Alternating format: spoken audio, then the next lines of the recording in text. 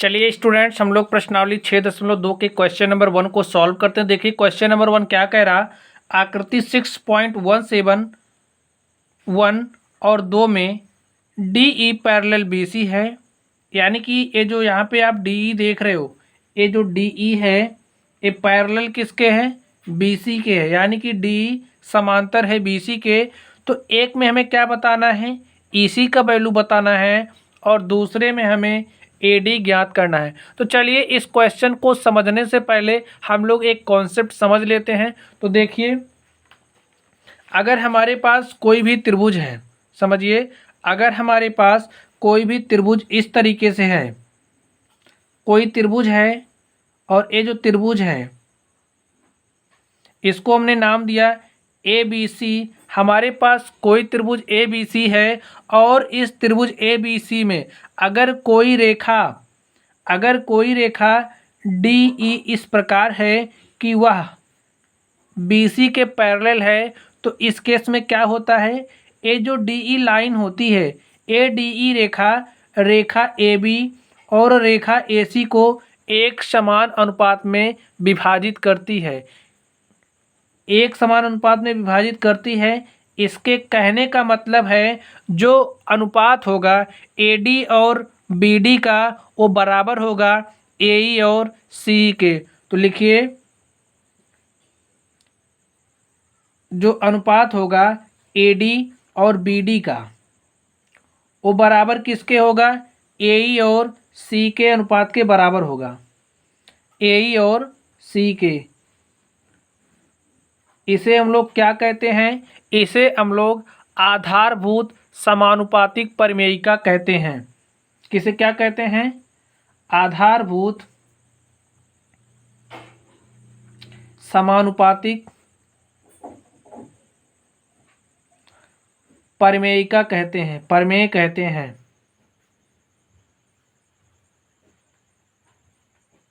इसे हम लोग थेल्स प्रमेय भी कहते हैं। क्या कहते हैं, थेल्स प्रमेय भी कहते हैं।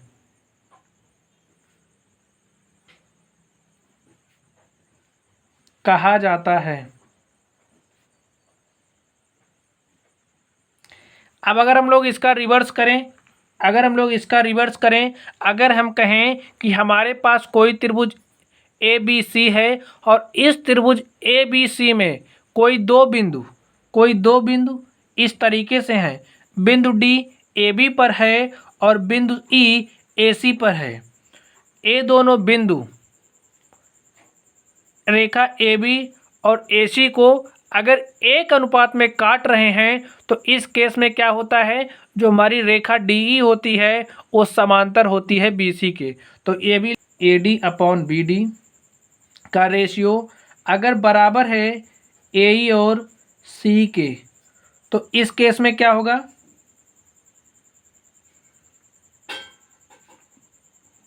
जो हमारी रेखा डी ई है वो पैरेलल होगा बी सी के। लाइन डी ई पैरेलल होगा बी सी के। तो आप लोग कॉन्सेप्ट को समझ गए होंगे। चलिए अब हम लोग क्वेश्चन को सॉल्व करते हैं। अब आप लोग क्वेश्चन को देखिए, क्वेश्चन में हमें क्या दिया है, क्वेश्चन फर्स्ट को हमें देखना है और फर्स्ट में हमें क्या कैलकुलेट करना है, फर्स्ट में ई सी निकालना है। ये जो ई सी है हमें ई सी की वैल्यू को फाइंड आउट करना है। तो चलिए हम लोग इसके लिए ले लेते हैं। इसका सॉल्यूशन हमारा क्या हो जाएगा, हमें दिया है, क्या दिया है, जो डी ई है वो समांतर किसके है, बी सी के। तो यहाँ पर देखिए ए डी ई समांतर किसके है, बी सी के। हमें ए दिया है, डी ई समांतर है बी सी के। और यहाँ पर ये जो त्रिभुज बन रहा, देखिए इसकी हमें साइड्स पता है, इसका साइड्स हमें दिया गया है। ए डी हमें दिया है 1.5 सेंटीमीटर। तो लिखिए A D is equal to 1.5 centimetre. हमें बी डी कितना दिया है, हमें बी डी दिया है 3 सेंटीमीटर।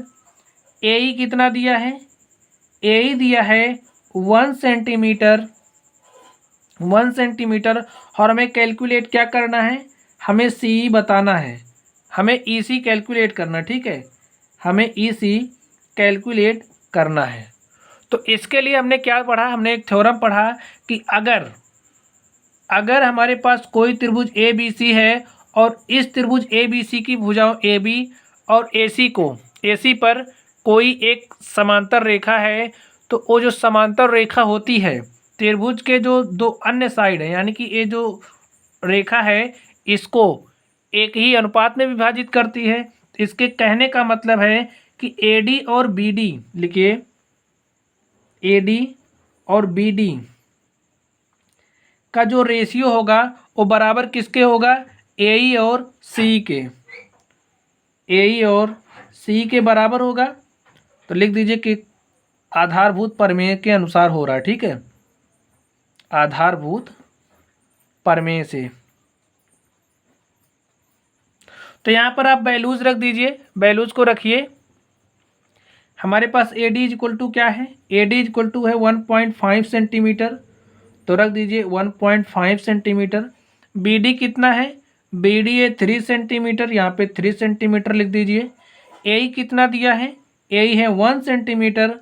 और ई सी क्या है, ई सी हमें कैलकुलेट करना है, ई सी हम लोग ऐसे ही रहने देते हैं और इसको हम लोग सॉल्व करते हैं। देखिए 1.5 1 जा 1.5 और यहाँ पे क्या हो जाएगा 2, और इसको आप इस तरफ भेज दीजिए। देखिए इसको आप इस तरफ भेजिए, तो इसको इस तरफ भेजते हैं ई सी बराबर हमारा क्या हो जाएगा, इस 2 को इस तरफ भेज दीजिए, तो 2 गुणे 1 सेंटीमीटर।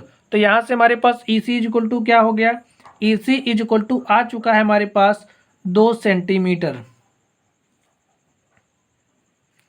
ई सी कितना आ चुका है, ए हमारे पास आ चुका है 2 सेंटीमीटर और हमें यही कैलकुलेट करना था। तो लिख दीजिए अतः ई सी की लंबाई 2 सेंटीमीटर है। चलिए अब हम लोग इस क्वेश्चन को सॉल्व करते हैं। इस क्वेश्चन में देखिए हमें क्या क्या दिया है,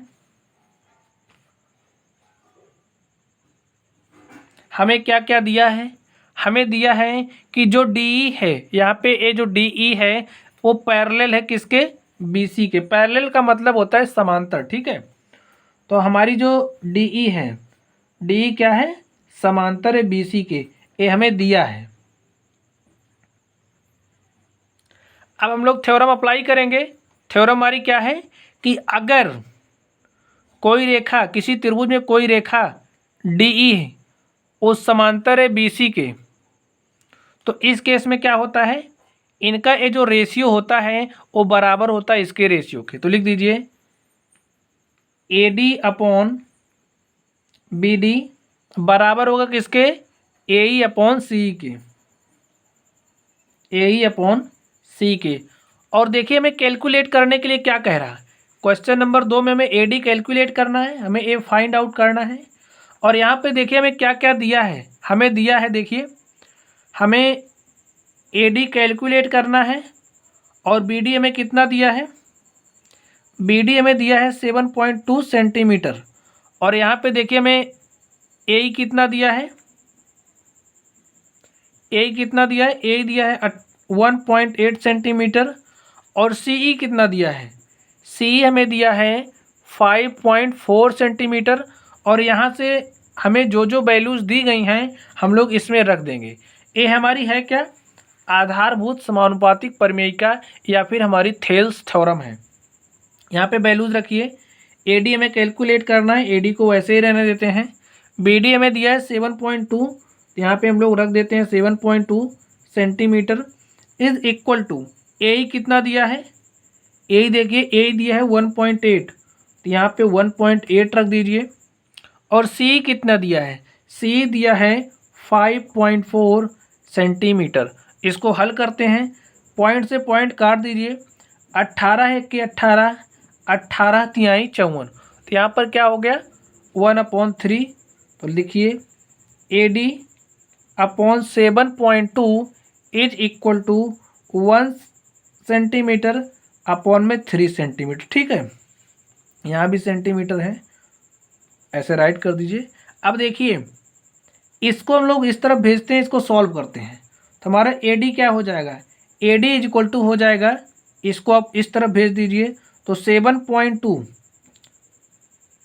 सेंटीमीटर से सेंटीमीटर कैंसिल ही हो जाएगा, यहाँ पे ये हो जाएगा 7.2 अपॉन में 3, कुछ इस तरीके से होगा। और इसको देखिए, इसको हम 10 से मल्टीप्लाई कर देते, तो मल्टीप्लाई कर दीजिए, क्या हो जाएगा 72/3, और यहाँ से क्या हो जाएगा 3 × 3 और 3 × 24 72, 24 3 72। तो यहाँ पे हमारे पास AD क्या आ चुका है, AD हमारे पास आ चुका है 24 सेंटीमीटर। AD कितना आ चुका है 24 सेंटीमीटर। AD कितना आ चुका है 24/10 सेंटीमीटर। और यहाँ से देखिए क्या हो जाएगा, इसको हम लोग इससे डिवाइड कर देंगे, हो जाएगा 2.4 सेंटीमीटर। तो हमारा AD कितना हो गया, AD हो गया 2.4 सेंटीमीटर। यही हमारा क्या हो गया, आंसर हो गया। तो स्टूडेंट्स, इस तरीके से हमने क्वेश्चन नंबर फर्स्ट को सॉल्व किया। इस तरीके से हमने क्वेश्चन नंबर फर्स्ट के फर्स्ट और सेकंड को सॉल्व किया। तो चलिए गाइज, आप लोग पढ़ते रहिए। अगर आप लोगों को कोई भी डाउट हो तो आप लोग कमेंट बॉक्स में कमेंट करना। वीडियो पसंद आए तो वीडियो को लाइक करना, और चैनल पर नए हो तो चैनल को सब्सक्राइब करना ना भूलिएगा। तो चलिए गाइज, आप लोग पढ़ते रहिए। Thank you.